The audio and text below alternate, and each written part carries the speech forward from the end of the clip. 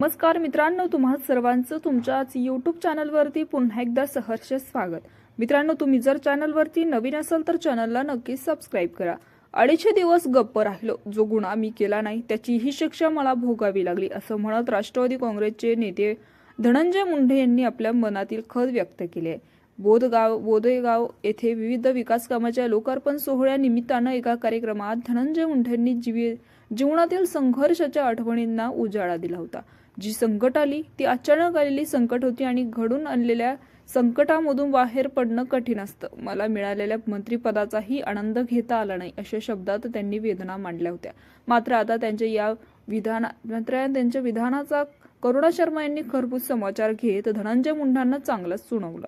धनंजय मुंडे म्हणाले की मी जो गुन्हा केला नाही त्याची मला शिक्षा भोगावी लागली. त्यांनी गुन्हा केला नसला तरी जेल गुन्हा करत होता त्यांना पाठबळ देणारा तुझं मंत्रिपद होतं. तुझ्या मंत्रिपदाच्याच जोरावर वाल्मिक कराड सारखे गुंड लोक बीडमध्ये उड्या मारत आहेत, अशा शब्दात करुणा शर्मा यांनी धनंजय मुंडेंवर अनेक आरोप करत जोरदार हल्ला चढवलाय. वाल्मिक कराड कोणासाठी काम करत होता? तुझ्या मोठ्या मोठ्या कारखान्यामध्ये तो होता. जे बिझनेस आहेत त्या सगळ्यांकडे तो होता.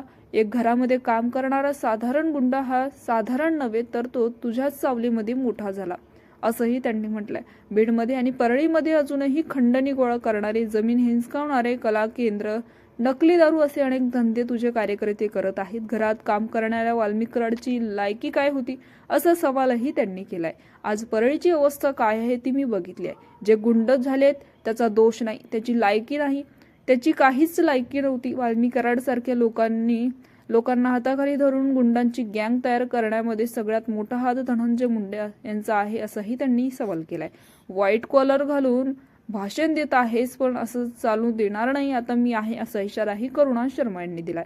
संतोष देशमुख हत्या प्रकरणामध्ये जरी तुझा हात नसेल तरी त्यांना पाठबळ देणारा तूच होतास. तुझ्या मंत्रिपदाच्याच जोरावर हे लोक काम करत होते.